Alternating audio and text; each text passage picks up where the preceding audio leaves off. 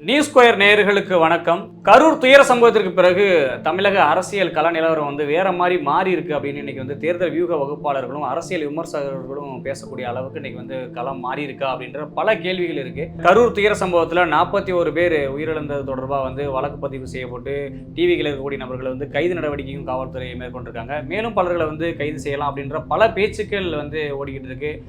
நீதிமன்றத்தில் நம்ம நேற்றைய தினம் வழக்கு விசாரிக்கும் போது பார்த்தோம். அந்த வாதங்களும் பிரதிவாதங்களையும் நம்ம கேட்டோம்.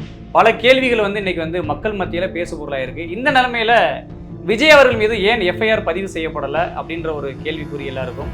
இரண்டாவது இபிஎஸ்க்கு விஜய் அவருடைய சேருவார் அப்படின்ற ஒரு கேள்விக்குறி. மூன்றாவது பார்த்தோம்னா என்டிஏ குழு அமைக்கப்பட்டதுடைய பின்னணி என்ன, இப்படி பல கேள்விகள் மக்கள் மத்தியில் ஓடிக்கிட்டு இருக்கு. இன்னைக்கு அதை பற்றி தான் நம்ம விரிவாக பார்க்க போகிறோம். கரூர் துயர சம்பவம் அப்படிங்கிறது யாராலையும் ஏற்றுக்கொள்ள முடியாத ஒரு துயர சம்பவம். எந்த ஒரு அரசியல் கட்சி தலைவர்களும் ஏற்க மாட்டார்கள் அப்படின்னு தலைவர்கள் சொன்னது போல அது உண்மையிலேயே எல்லாருக்கும் ஒட்டுமொத்த தமிழ்நாட்டையும் திரும்பி பார்க்க வைத்த ஒரு மிக முக்கியமான ஒரு கருப்பு நாள் அப்படின்னு நம்ம சொல்லலாம். இந்த கரூர் துயர சம்பவத்தில் பலரும் பலவிதமாக கருத்துக்களை முன் வச்சுட்டு வந்தாங்க. ஆளுங்கட்சியினர் ஒரு விதமாகவும், எதிர்கட்சியினர் ஒரு விதமாகவும், அதே போல் மத்தியில் ஆளக்கூடிய ஒரு விதமாகவும் பல அரசியல் விமர்சகர்கள் பல்வேறு விதமான கருத்துக்களை சொல்லிட்டு இருந்தாங்க. இந்த நிலைமையில் நீதிமன்றத்தில் வழக்கு விசாரித்த நீதிபதிகள் பல கேள்விகளை அரசு தரப்புலையும் எழுப்பப்பட்டுச்சு. அதற்கு அரசு தரப்பு வழக்கறிஞர்கள் பதிலுக்கு தங்களுடைய எதிர்ப்புகளை வச்சாங்க. டிவிகே தரப்பில் பல வாதங்களை முன் வச்சாங்க. அதுபோல் எங்களுக்கு உரிய பாதுகாப்பு கொடுக்கல அப்படின்ற ஒரு குற்றச்சாட்டுகளை வச்சாங்க. அதுபோல் ரசாயன பொருட்கள் கூட்டத்தில் வீசப்பட்டுச்சு. அதுபோல் எங்களுக்கு முன்னறிவிப்பு இல்லாமல் ஒரு தடியடி நடத்துனாங்க, எந்த ஒரு இது இல்லாமல் அவ்வளோ பெரிய கூட்டத்தில் அப்படின்னு ஒரு குற்றச்சாட்டில் வச்சாங்க. இது எல்லாத்துக்குமே அரசு தரப்பில் காவல்துறை தரப்பில் ஒரு எதிர்ப்பு வாதங்களை முன் வச்சாங்க. இப்படி பல வாதங்கள் ஒரு பக்கம் போய் கொண்டிருந்த ஒரு சூழ்நிலையில் கரூர் துயர சம்பவம் தொடர்பாக அங்கே நீதிமன்றத்தில் நடந்த வாதங்கள் இன்னைக்கு மக்கள் மத்தியில் ஒரு பேசுபொருள் ஆயிருக்கு அப்படின்னு நம்ம சொல்லணும். இந்த பேசுபொருள் எந்த அளவுக்கு அரசியல் களத்தில் ஒரு மாற்றத்தில் ஏற்படுத்துது, அதுபோல் தாவேக்காவில் எப்படி அரசியல் ஒரு அதிர்வலை ஏற்படுத்துது, விஜய் அவர்களுக்கு இது ஒரு பின்னூட்டமாக இருக்குமா இல்லை முன்னூட்டமாக இருக்குமா, இப்படி பல கருத்துக்களை நம்ம அரசியல் விமர்சகர்கள் வைக்கிறத பார்த்தோம். இந்த நிலைமையில் தேர்தல் வியூக வகுப்பாளர்கள் சொல்லும் கருத்தை கேட்கும்போது இந்த கரூர் துயர சம்பவத்திற்கு பிறகு விஜய் அவர்களுக்கும் தாவேக்காவிற்கும் ஒரு அரசியல் ஒரு முன்னேற்றம் ஒரு கள நிலவரம் தான் காணப்படுது. இது அரசியல்ல விஜய்க்கு ஒரு முன்னூட்டமா பார்க்கப்படுது, மக்கள் மத்தியில் அப்படிதான் பேசப்படுது அப்படின்றாங்க. அது என்ன அப்படிங்கிறத நம்ம பார்ப்போம். உயிரிழப்பு அப்படின்றது யாருமே வேணும்னு செய்ய மாட்டாங்க. இது எதிர்ச்சியாக நடந்த விபத்து தான் அப்படின்றதுல அதில் நமக்கு எந்தவித மாற்று கருத்து இல்லை. ஒரு விபத்து எதிர்பாராத விதமாக நடந்துருச்சு. இதுக்கு அரசை குறை சொல்றதும் கட்சியினரை குறை சொல்றதும் நிகழ்ச்சி ஏற்பாட்டில் குறை சொல்றதும் அப்படின்னு யாரையுமே நம்ம குறை சொல்ல முடியாது. இதில் என்ன நடந்திருக்குன்றது முழுமையாக விசாரிச்சாதான் நமக்கு என்ன காரணம் அப்படின்றது தெரியும். இப்போதே நமக்கு பார்க்கும்போது அது ஒரு விபத்து.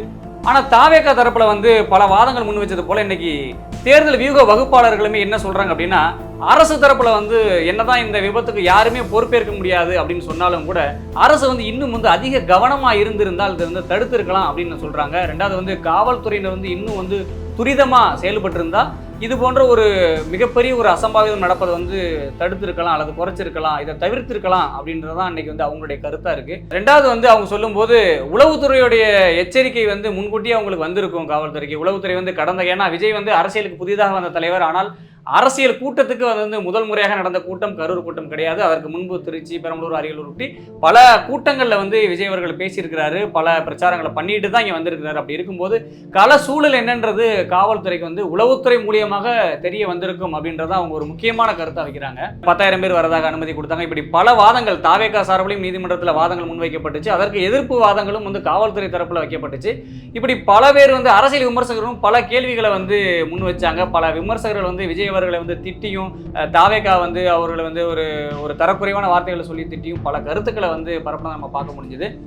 ஆனால் இந்த விடயத்தை பொறுத்தளவில் தேர்தல் வியூக வகுப்பாளர்கள் ஒரு பேட்டியில் சொல்லும்போது சொல்கிறாங்க, அரசு இதில் ஒரு முன்னெடுப்போட ஒரு முன்னெச்சரிக்கை நடவடிக்கையோட ஒரு துரிதமாக காவல்துறையை கொண்டு செயல்பட்டு இருந்ததுன்னா இது போன்ற ஒரு பெரும் அசம்பாவிதம் நடக்கிறத நம்ம தடுத்திருக்க முடியும். இது உளவுத்துறையுடைய எச்சரிக்கையை நம்ம ஏற்றுக்கொண்டு உளவுத்துறையுடைய எச்சரிக்கை சரியாக அதிகாரிகள் அதை முன்னெச்சரிக்கை நடவடிக்கை எடுத்திருந்தால் இவ்வளவு பெரிய அசம்பாவிதம் நடந்திருக்காது அப்படின்னு தான் சொல்றாங்க. இது ஒரு குறையாகவே பார்க்கப்படுது மக்கள் மத்தியில அப்படின்ற கருத்தையும் அவங்க முன்வைக்கிறாங்க. மக்கள் மத்தியில இந்த கரூர் துயர சம்பவம் நடந்து முடிந்த பிறகு கிட்டத்தட்ட ஒரு 4-5 நாட்களுக்கு மேலாகவே வந்து இது வந்து ஒரு பேசு பொருளாக நிற்காம சோசியல் மீடியாவில் இன்னைக்கு வைரலாக போயிட்டு இருந்ததுன்னு தான் நம்ம சொல்லணும். விஜய் அவர்கள் அரசியலுக்கு வந்த உடனே வந்து விஜய் அவர்கள் கட்சி ஆரம்பிச்சு விட்டார், விஜய் அவர்கள் மாநாடு போட்டார், மீட்டிங் போட்டார் அப்படின்னு விஜய் அவர்கள் வந்து அரசியலுக்கு வந்து விட்டார் அப்படின்ற ஒரு கருத்து மட்டும்தான் மக்கள் மத்தியில் பேசு பொருளாக இருந்தது. ஆனால் இந்த தாவேக்காவினுடைய பிரச்சாரம் நடந்து கொண்டிருக்கும் போது கூட பெரிய அளவில் வந்து விஜய் அவர்களை வந்து விஜய் ரசிகர்களும் விஜயோட தொண்டர்களும் மட்டும்தான் விஜய் வந்து ஒரு அரசியலை பேசுவாங்க. ஒரு டீ கடையில் பேசுறதா இருக்கட்டும், இல்லை ஒரு நாட்டு நடப்பு பேசக்கூடிய இடங்களா இருக்கட்டும், அங்கே வந்து விஜயோட அரசியல் வந்து பேசப்பட்ட விதமே வேற. ஆனால் இப்போ விஜயோடைய அரசியல் பேசப்படும் விதமே வேற அப்படின்னு தான் இன்னைக்கு நம்ம தேர்தல் வியூக வகுப்பாளர்கள்லாம் அவருடைய கருத்துக்களை சொல்றாங்க. விஜய் அவர்கள் வந்து இந்த கரூர் துயர சம்பவத்துக்கு பிறகு விஜயை பற்றி பல்வேறு கேள்விகள், விஜய் அவர்கள் ஒரு தவிர்க்க முடியாத ஒரு சக்தியா பார்க்கப்படுறாரா, அப்போ வந்து அரசு தரப்புல வந்து இவ்வளவு விளக்கம் சொல்ற அளவுக்கு அப்ப அரசு வந்து அவங்கள பார்த்து ஆளுங்கட்சியினர் வந்து பயந்துட்டாங்களா, இப்படி பல கருத்துக்களை வந்து முன்வைக்கிறதாகவும் சொல்றாங்க. விஜய் அவர்களை பார்த்து வந்து ஆளும் அரசு வந்து பயந்துட்டாங்க, விஜய் அவர்களுக்கு உரிய விளக்கத்தை வந்து அவங்க வந்து பல தரப்புல சொல்றாங்க. நீ பாருங்க எத்தனை பேரை பிரஸ் மீட் கொடுக்க வச்சு விளக்கத்தை சொல்ல வைக்கிறாங்க. இதெல்லாம் வந்து ஒரு அச்சத்தினுடைய வெளிப்பாடாக நம்ம பார்க்கலாம் அப்படின்ற கருத்தையும் அவங்க வந்து இன்னைக்கு சமூக வலைதளத்தில் முன்வைக்கிறத நம்ம பார்க்க முடியுது. இது வந்து விஜய் அவர்களுக்கு வந்து ஒரு பின்னடைவா அப்படின்னு நம்ம முதல்ல எடுத்துக்கிட்டோம். அதாவது எப்படின்னா, அந்த துயர சம்பவம் நடந்த உடனே எப்படி பார்த்தீங்கன்னா மக்கள் எல்லாம் ஒரு அதிருப்தியில் இருப்பாங்க. இப்போ ஒரு கூட்டத்தை நடத்த தெரியாமல் நடத்திட்டாங்க, இங்க பாருங்க இவ்வளவு உயிர் சேதம் வந்துருச்சு அப்படின்னு எல்லாரும் நினைப்பாங்க அப்படின்னு நம்ம எதிர்பார்த்தது தான். ஆனா இந்த சம்பவத்துக்கு பிறகு வந்து மக்கள் மத்தியில் ஒரு கருத்து வந்து அதன் பிறகு நடந்த சம்பவங்கள், அரசு எடுத்த முன்னெடுப்புகள், அடுத்தடுத்து நடந்த சம்பவங்கள், அடுத்தடுத்து நடந்த பத்திரிகையாளர் சந்திப்புகள், அரசு தரப்பில் எடுக்கப்பட்ட நடவடிக்கைகள், இது எல்லாமே வந்து மக்கள் மத்தியில் வந்து இப்போ வந்து ஒரு பேசு பொருளாக இருக்கு. என்ன பேசு பொருளாக இருக்கு அப்படின்னா, விஜய் அவர்கள் வந்து ஒரு தவிர்க்க முடியாத சக்தியா தமிழக அரசியல் வரலாற்று ஒரு தலைவராக வந்துட்டாரு போல, அதனால வந்து எல்லாரும் எதிர்க்கிறாங்களாம் அப்படின்னு. அதாவது எப்படின்னா, விஜய் வந்து எதிர்க்கிறாங்களாம், விஜய் வந்து கைது செய்யப்படுவாங்களா, விஜய் வந்து எஃப்ஐஆர் போடுவாங்களா, விஜய் வந்து அரெஸ்ட் பண்ண போறாங்களாம் இப்படின்னு பல கருத்துக்கள் வந்து இன்னைக்கு பரவுறதை நம்ம பார்க்க முடியுது. விஜய் அவர்களுக்கு இந்த கரூர் துயர சம்பவத்திற்கு பிறகு தமிழக மக்களாலையும் அடிப்படை, அதாவது குக்கிராமத்தில் இருக்கக்கூடிய மக்களால் கூட விஜய் அவர்கள் வந்து உற்று நோக்கப்படுகிறார். அவர் வந்து இன்னைக்கு வந்து ஒரு மக்கள் மத்தியில் ஒரு ஈர்ப்பாகவும் ஒரு கவனத்தை வந்து ஈர்த்துட்டாரு அப்படின்னு நம்மளுக்கு வந்து சொல்றாங்க. ரெண்டாவது வந்து விஜய் அவர்கள் வந்து புகழ்பெற்ற ஒரு சினிமா நடிகர், உச்சத்தில் இருந்த ஒரு நடிகர், அது நம்ம எல்லாருக்கும் தெரியும். அரசியலுக்கு வந்ததுக்கப்புறம் அரசியலுக்கு அவர் புதிது, அவருக்கு அரசியல் தெரியாது, அவருக்கு பெருசாக பேச தெரியாது.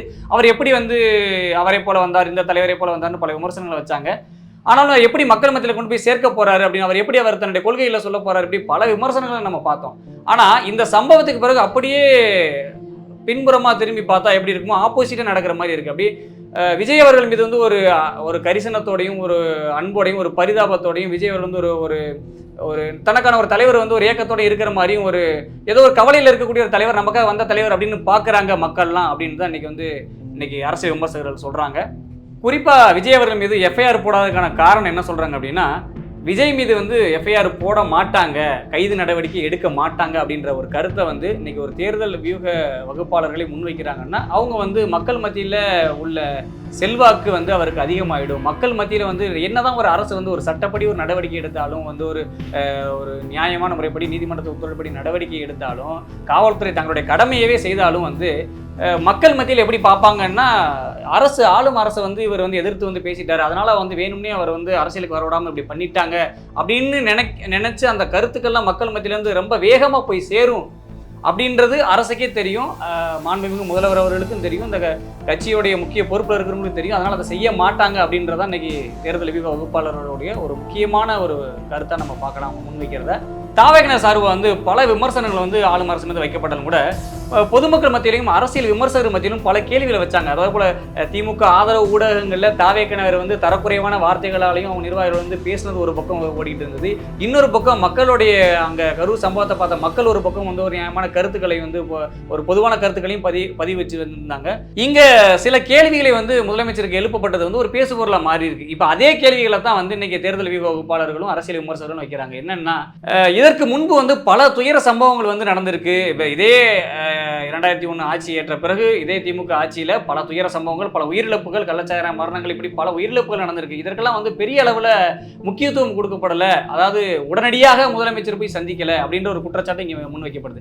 இங்கே கரூர் சம்பவத்துக்கு இது ஒரு 41 பேர் உயிரிழக்கிறாங்கன்னா உடனடியாக போய் பார்க்கப்படுது, உடனடியாக அமைச்சர்கள் போகிறாங்க, உடனடியாக எம்எல்ஏக்கள் போகிறாங்க, உடனடியாக ஒரு பத்திரிகையாளர் சந்திப்பு நடத்தப்படுது, உடனடியாக அரசு தரப்பு விளக்கங்கள் கொடுக்கப்படுது. அப்படின்ற போது அதிகமான ஒரு கவனத்தை ஈர்க்கக்கூடிய ஒரு சம்பவமாக அந்த கரூர் துயர சம்பவம் தான் இப்போ பார்க்கப்படுது. அப்போ இதற்கு நம்ம அரசியல் விமர்சகர்களும் பெரியவர்களும் சொல்றது என்ன சொல்றாங்க அப்படின்னா, அரசியலை உற்று நோக்கக்கூடியவருடைய கருத்து என்னவா இருக்குன்னா, இது மற்ற துயர நிகழ்ச்சிகளை போல, துயர சம்பவங்களை போல இது கிடையாது. இது தாவேகாவுடைய ஒரு அரசியல் நிகழ்ச்சி. இது போன்ற ஒரு அரசியல் நிகழ்ச்சி நடந்திருந்து அந்த அரசியல் நிகழ்ச்சியில் ஒரு துயர சம்பவம் நடந்திருந்தால் இது போன்ற அரசு முனைப்பு காட்டுறதை நம்ம பார்த்திருக்கலாம். இங்க அரசியல் நிகழ்ச்சினால அதை இன்றைய அரசியல் ஆளும் கட்சிக்கு அதில் முனைப்பு காட்டுறாங்க. இதில் அரசியல் பண்றாங்க. நம்ம எல்லாருமே என்ன சொல்லலாம், யாராவது முதல்ல போய் குரல் கொடுத்தாலோ இல்லை யாராவது இங்கே போனாலும் இதை வச்சு அரசியல் பண்றாங்க, இல்லை பார்க்க போறேனால ஏன் விஜய் பார்க்கல இப்படின்னா பல கருத்துக்களை முன் வச்சாங்க. அதற்கும் காரணங்கள் சொல்லப்படுது. விஜய் எல்லாருமே மனிதர்கள் தான், அவர்களுக்குன்னு ஒரு சில கால அவகாசங்கள் வேண்டும். அவருடைய தொண்டர்கள் உயிரிழப்பது எந்த ஒரு தலைவராலும் தாங்கிக் கொள்ள முடியாதுன்னு முதலமைச்சர் அவர்களே சொன்னார். அப்போ அது விஜய் அவர்களுக்கும் பொருந்தும் அப்படின்னு தான் பார்க்கப்படுது. ஸோ அதில் விமர்சிக்கிறதுக்கு ஒன்றும் கிடையாது. அது அவருடைய விருப்பம். அவர் சோகமா வீடியோ வெளியிடுறாரா, உடனடியாக களத்துக்கு போறாரா, இல்லை தன்னுடைய தொண்டர்களுக்கு என்ன நிவாரண உதவி பண்றாரு, அதான் அவருடைய தனிப்பட்ட ஒரு பொறுப்பு. சரி, இப்போ இந்த விஷயம் அரசியலில் எந்த அளவுக்கு தாக்கத்தை ஏற்படுத்தியிருக்கு, என்ன நகர்ந்திருக்கு அப்படின்னு பார்த்தோம்னா, எடப்பாடி பழனிசாமி அவர்கள் ஏற்கனவே விஜய் அவர்கள் பெரிய அளவில் எதிர்த்து பேசலை, விஜய் அவர்களும் பெரிய அளவில் எதிர்த்து பேசல. கடைசியாக நடந்த கூட்டத்தில் அதுவும் அவருடைய கூட்டணியை பொருந்தா கூட்டணியா இருக்குன்னு மட்டும்தான் விமர்சித்து பேசியிருந்தார் விஜய் அவர்கள். மற்றபடி எடப்பாடி பழனிசாமி அவர்கள் பெரிய அளவில் கட்சி ஆரம்பிச்சதுல இருந்து அதிமுக ஒரு விமர்சனத்தையும் ஒரு ஊழல் குற்றச்சாட்டுன்னு அவர் வைக்கல அப்படின்றத ஒரு நிதர்சனமான உண்மை. இந்த களம் விஜய் அவர்களுக்கு ஆதரவா ஒரு கை நீட்டக்கூடிய இடம் அப்படின்னு பார்த்தோம்னா, பாஜக ஒரு பக்கம் என்டிஏ குழு அமைச்சு அதை இன்னைக்கு விசாரணையை தொடங்கி இருக்கிறாங்க. இந்த என்டிஏ உடைய குழு விசாரணை அறிக்கை எப்படி பார்த்தாலும் விஜய் அவர்களுக்கு ஆதரவாக தான் இருக்கும் அது அப்படின்றது நம்ம சொல்லப்படுது அவங்களுடைய கருத்துப்படி. ரெண்டாவது அவர்கள் திமுக நேரடியாக எதிரியாக இருக்கும்போது திமுகவுடைய சின்ன சின்ன குறைகளும் அவங்க தவற விட்ட கோட்டை விட்ட அந்த தவறுகளை சுட்டி காட்டி அந்த அறிக்கை இருக்கும். அது எப்படி பார்த்தாலும் விஜய் அவர்களுக்கு ஆதரவாக அமையும் அப்படின்னு சொல்லப்படுது. எடப்பாடி அவர்களுக்கு ஒரு பலமான கூட்டணியா விஜய் அவர்கள் சேர்வதற்கு இது ஒரு சரியான சந்தர்ப்பம் அப்படின்னு சொல்லப்படுது. என்னன்னா, இன்னைக்கு திமுக ஒரு கடுமையாக எதிர்க்கிறாங்க. விஜய் இன்னைக்கு ஒரு தவிர்க்க முடியாத ஒரு ஒரு ஒரு நிராகதியா ஒரு நிர்பந்தத்தில் நிறுத்தக்கூடிய ஒரு சூழல். ஒரு தொண்டர்கள் ஒரு 40 பேர் உயிரிழந்த ஒரு துயர சம்பவத்துக்கு பிறகு அரசியலில் அடுத்த கட்ட நகர்வு என்ன அப்படின்னு யோசிக்கிற மாதிரியான ஒரு சூழல்ல நிறுத்தி இருக்கு களம் அப்படின்னு சொல்றாங்க. ஏன்னா அரசியல நிரந்தர எதிரியும் கிடையாது, நிரந்தர நண்பனும் கிடையாது என்பது போல இன்னைக்கு நைட்டு ஒரு முடிவு எடுத்தாலும் அது நாளைக்கு காலையில சொல்லுவாங்க அரசியல்வாதி பேச்சு விடிஞ்சா போச்சுன்னு. நாளைக்கு காலையில நீங்க எடப்பாடி பழனிசாமி அவருடைய விஜயுடைய கூட்டணி முடிவானாலும் ஆச்சரியப்படுறதுக்கு ஒன்றும் இல்லை அப்படின்றாங்க. ஏன்னா இப்ப இருக்கக்கூடிய அரசியல் கள சூழ்நிலையும் சொல்றாங்க. ஏன்னா மக்களுடைய கருத்துக்களை வச்சு அந்த வியூக வகுப்பாளர்கள் சொல்லும்போது நம்ம என்ன ஒரு விஷயத்த நம்ம தெளிவா தெரிஞ்சுக்க முடியுது அப்படின்னா, இன்னைக்கு இருக்கக்கூடிய கள சூழ்நிலைப்படியும் இன்னைக்கு இருக்கக்கூடிய கூட்டணி சூழ்நிலையும் திமுக இன்னைக்கு ஒரு முதலிடத்துல இருக்கு. திமுகவிற்கு ஒரு திமுகவுடைய கூட்டணிக்கு ஒரு வெற்றி வாய்ப்பு இருக்கு அப்படின்னு சொல்லப்படுது. ஆனால் எடப்பாடி பழனிசாமி அவர்களும் விஜய் அவர்களும் கூட்டணி சேர்ந்தால் அந்த வெற்றி வாய்ப்பு அப்படியே அதிமுகவுக்கு பெரும்பான்மையாக நகரக்கூடிய ஒரு வாய்ப்பு வெகு தொலைவில் இல்லை. ஒரு மாதத்துல என்ன வேணா நடக்கலாம் அப்படின்றது தான் அவங்களுடைய ஒரு முக்கியமான கருத்தா முன்வைக்கிறாங்க. ஏன்னா அதற்கேற்ற மாதிரி தான் களமும் இருக்கு. எப்படி வேணாலும் அரசியல் முடிவுகள், கூட்டணி முடிவுகள் மாறலாம். அதற்கு எடப்பாடி பழனிசாமி அவர்களும் தயாராக இருக்கிறார் அப்படின்னு சொல்லும்போது ரொம்ப யோசிக்க வைக்குது மக்களை. அப்ப விஜய் அவர்களும் எடப்பாடி பழனிசாமி அவர்களும் கூட்டணியை முடிவு செய்து விடுவார்களா, அப்ப மேலும் கூட்டணிக்கு பல கட்சிகள் வருவார்களா அப்படின்ற பல கேள்விகள் எழுதுங்க. இந்த கேள்விகளுக்கெல்லாம் பதில் கொடுக்கிற விதமா திமுக கூட்டணிகளையும் பல பிரச்சனைகள் நடக்கிறதா அதே தேர்தல் வியூக வகுப்பாளர்கள் நம்ம சொல்றதை பார்க்க முடியுது. பாமக திமுகவுக்குள்ள கூட்டிட்டு வர்றதுக்கு முயற்சிப்பதாகவும், குறிப்பா ராமதாஸ் அவர்களை திமுக கூட்டணிக்கு கூட்டிட்டு வர முயற்சிப்பதாகவும், இவர்கள் வந்தால் விடுதலை சிறுத்தைகள் கட்சி இருக்காது என்ற ஒரு கருத்தையும் பரவலாக பேசப்படுகிறது. இன்றைக்கு அரசியல் வட்டாரத்தில் மிக பரபரப்பாக பேசக்கூடிய கருத்துக்கள் இதுவும் ஒன்று. அப்ப பாமகவே ராமதாஸ் அவர்களை திமுக உள்ளே கூட்டி வந்தால் அப்ப விடுதலை சிறுத்தைகள் கட்சி இருக்காது. அப்ப விடுதலை சிறுத்தைகள் கட்சி எங்க போகும் அப்படின்னா அவங்க விஜய் பக்கம் போவார்களா அப்படின்ற ஒரு மிகப்பெரிய ஒரு கேள்வி. அப்ப எப்படி பார்த்தாலும் விஜய் அவர்கள் சொன்னது போல ஏற்கனவே சொல்லியிருந்தாரு, ஆட்சியிலும் பங்கு, அதிகாரத்திலும் பங்கு அப்படின்னு. அப்ப எந்த விதத்திலையும் கூட்டணி அமைக்கிறதுல எடப்பாடி பழனிசாமி அவர்களுக்கு எந்த ஒரு ஆட்சேபனையும் இல்லை அப்படின்னு சொல்லப்படுது. இந்த கூட்டணி அமைந்தால் அது பாஜகவிற்கும் இங்க வலு சேர்க்கும். ஏன்னா அவர்கள் நீண்ட காலமாக தமிழ்நாட்டில் கால் ஊன்ற வேண்டும், பாஜகவிற்கு வலு சேர்க்க வேண்டும், தங்களுடைய எம்எல்ஏக்களை அதிகப்படுத்த வேண்டும் என்ற ஒரு முனைப்போடு அவர்கள் வேலை செய்து கொண்டிருக்கிறார்கள். அப்படிப்பட்ட ஒரு சூழலில் இந்த அரசியல் களம் டிவிகேக்கும் விஜய்க்கும் ஒரு முன்னோட்டமான ஒரு பாதை ஏற்படுத்தி செல்லும். அதே போல விஜய் அவர்களுக்கு இந்த அரசியல் களம், கரூர் துயர சம்பவம் எல்லாமே பாத்தீங்கன்னா எடப்பாடி பழனிசாமி அவர்களுடைய கூட்டணி சேரக்கூடிய ஒரு வாய்ப்பை ஏற்படுத்தி இருக்கிறது. இந்த கூட்டணி எந்த அளவிற்கு சாத்தியம் அப்படின்றத நம்ம இன்னும் ஒரு மாசம் கழிச்சிருந்தா நம்ம பார்க்கணும். தமிழக அரசியல் கள நிலவரத்தை தொடர்ந்து அடுத்த வீடியோல பார்ப்போம். நன்றி.